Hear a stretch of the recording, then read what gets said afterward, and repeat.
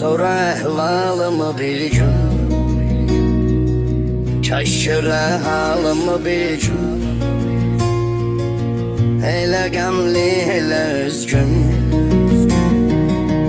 Sənin üçün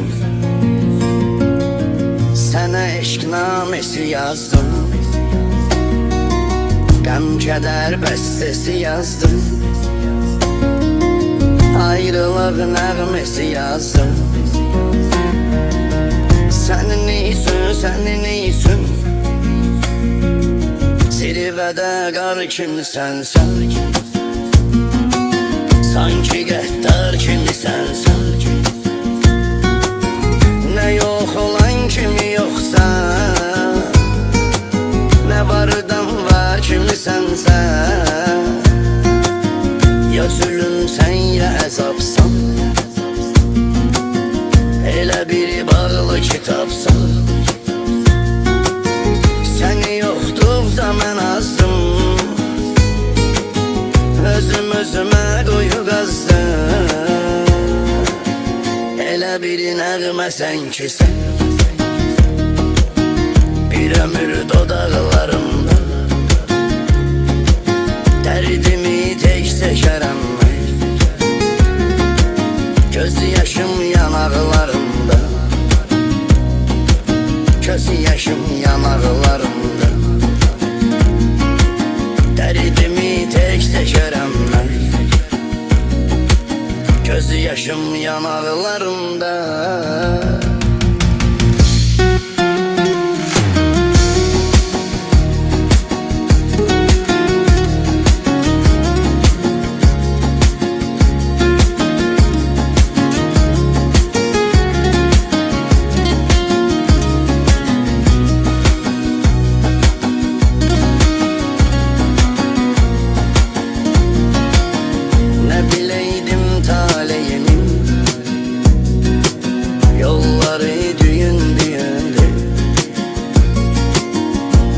Tez kesti bu iller. Elə bilirəm ki bugündür. Dedilər sarı zamandır. Ürəyim dərd ilə yandı. Zamanda çarə olmadı. Anladım vaxta yalandı. Gedəni saxlamaq olmaz. Verib artıq öz qərarım. Gedirsə boş yerə baxma. Arxasıysan o qatarım. Məni zülmətlərə qərq etdi. Sönüb eşqin kəmi ay salım. Sənə saf sevgimi verdim mən.